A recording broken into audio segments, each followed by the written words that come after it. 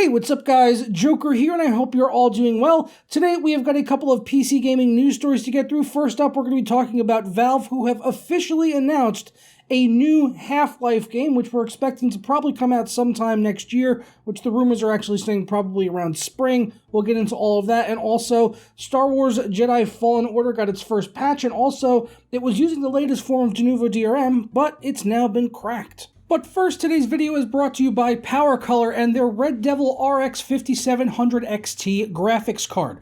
The Red Devil 5700 XT features a 10-phase VRM, which is more than the 7-phase VRM found on the reference 5700 XT, as well as most other partner cards out there. The Red Devil also offers a triple fan heatsink, which promises to not only keep your card cooler than the reference design, but also significantly quieter. For more information on where you can pick up the Red Devil 5700 XT, as well as my full review, please check out the links down in the description below. So first up, as I said, we got to talk about Valve and Half-Life and the new game which is going to be coming out. We don't have any official details on it yet, but they are expected to be coming very soon. According to the tweet from Valve, we should be learning about it on Thursday. If we take a look over on Twitter, you can see they said, "We're excited to unveil Half-Life Alyx," which is obviously named after Alyx Vance, one of the characters in the Half-Life universe, which is our flagship VR game this Thursday at 10 a.m. Pacific time, so 1 p.m. Eastern. They said they can't wait to share it all with you, and then we just got this image here with the Valve logo, Steam VR, and the Half-Life logo. So obviously it's exciting that we're finally getting a new Half-Life game after over 10 years of waiting since Half-Life 2 Episode 2, but also at the same time, it's a complete bummer that it's a VR game. Like, I don't want a VR game. I want to play Half-Life on the mouse and keyboard. I'm not trying to, like, shit in their cornflakes here and be a Debbie Downer, but come on. I have to feel like I'm not the only one that's a little bummed out about this. Not everyone owns VR headsets. I mean, I have a tech paradise for an office, and I don't even have a VR headset.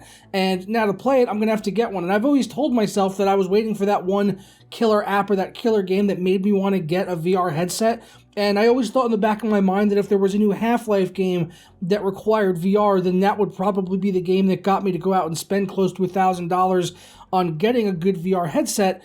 But honestly, now after hearing this news, I still don't want to go get a VR headset. It's a huge expense, and there's just not enough good quality games out there in order to be able to play it. Maybe in 5 years from now, maybe there's going to be a bunch of other VR games, and this will help, with adoption of people buying new hardware in order to be able to play Half-Life. But I feel like right now, it's probably less than 0.1% of PC gamers can actually own a VR headset or have a PC that can even run a game at decent settings on VR. So I don't really know. I'd like to get your guys' feedback, though, down in the comments below on this. Obviously, they're doing this to drive sales for their headset, the Valve Index, which, if you want to pick one of these up over on their website, the headset itself is $500. It's currently out of stock, but obviously you're going to need more than just the headset. You're going to need controllers, too, so the headset and the controller bundle is $750, and if you want to get the whole kit, which also comes with 2 base stations, that's going to set you back $1,000. And of course, you're going to want a pretty beefy PC, although their system requirements for it are quite modest, we're recommending a GTX 970 or an AMD RX 480. Of course, if you're wanting to ramp up the graphics and everything like that, you're probably going to want to have something a little bit beefier in order to be able to play games like Half-Life Alyx. So overall with this, I'm happy that there's a new Half-Life game coming, and I definitely want to see more details before, I make a final decision on whether or not I actually want to go out and get a VR headset. But as of right now, I'm definitely leaning towards no on that. It just doesn't really seem worth it for me when there's not really any other games out there that I would probably be into playing all that much, except for maybe, using it for like Euro Truck Simulator, if that supports it, I'm not even sure. Elite Dangerous would also be pretty cool if it worked with that as well. So yeah, there's a couple of games that I would maybe want to use a VR headset for, but for the most part, not really. It's just not a reason for me to go out and spend $1,000 on getting a full VR kit and having it set up here in the office. I don't really feel like I'd get the use out of it. But let me know your guys' thoughts down in the comments below. I definitely want to get your guys' feedback and see if it lines up with how I'm feeling about this, and just being overall disappointed that it's a VR game, sadly, because I just want to play it on a mouse and keyboard with a monitor in 4K, stunning graphics with a 2080 Ti, and just see all the beauty of beautificness. I don't know. I'm losing my words here. The beauty of the graphics and the game engine, everything like that on my PC, the way I like to play it. But I guess, they got to sell headsets somehow. So let me know what you'll do with this if you're going to pick up a VR headset for it. Maybe you already have one and you're just like, great, finally a game I can play with this thing. Next up, we need to talk about Star Wars Jedi Fallen Order, which came out last week, and so far it's gotten some incredible reviews.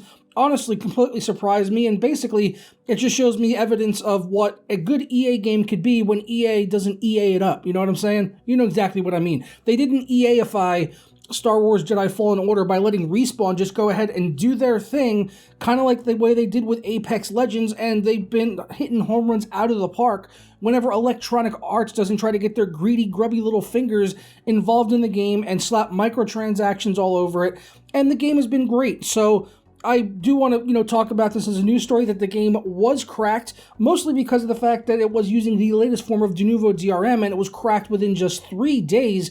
So I guess, Denuvo is losing again, so why do they keep using it? It's obscene that they keep using it in games, but I do hope that, most people don't go out and pirate this game, although if you do, maybe just as a demo to try it out and see if it's something that you're going to like. It's definitely, for me, I'm absolutely loving it so far. It's a cross somewhere between like Dark Souls and I guess like a Lara Croft game or an Uncharted type of thing. It's a cross between those two types of things, but it's not as punishingly difficult as a Dark Souls game. Although if you ramp up the difficulty, it definitely can be like that if that's something that you're looking for. And it's probably one of the best Star Wars games I've ever played since like Knights of the Old Republic, something like that. And I would love to see what Respawn could do with this IP and maybe do like an open world RPG, maybe something in the vein of like a Mass Effect, but with the Star Wars license. I think that would be fantastic, and just see this world get opened up even more than what we saw here so far with Jedi Fallen Order, which has been great. And as I said, it has been cracked, but you know what? This time around, I have to say, support the devs. Go out and pick this game up, because if we say all the time, vote with your wallet by not buying EA games because they're filled with microtransactions and DLC and all of these other live service mechanics and all loot boxes, all that shit into it. So at the same rate where you would vote with your wallet and not buy something like that, you should vote with your wallet and buy something like this, so that it shows EA that there is a market out there for just single-player games that don't try to bend you over the barrel with extra DLCs just being stuffed down your throat. So by giving them your money, it'll hopefully help more games get made like this, and I think that would be a good thing. I would love to see more games like this, and like the games that they used to have before they started EAing them all, like the Dead Space games, at least Dead Space 1 and 2 before Dead Space 3 came along, and it basically got EA'd right up the ass. So that franchise is pretty much dead now, and it might even be Dead Space, you might say. And sticking with Star Wars Jedi Fallen Order, it also got its first patch for the game, which is going to hopefully help improve some stability issues and texture flickering. We'll take a look over on DSOG, where they've got the full patch notes. It's not really anything too extensive here, but they said they have fixed texture flickering while driving the AT-AT on Kashyyyk. Also, input from the arrow keys failing to respond within the menus. I did happen to experience that, although this game is honestly best played with a controller. The combat is very difficult.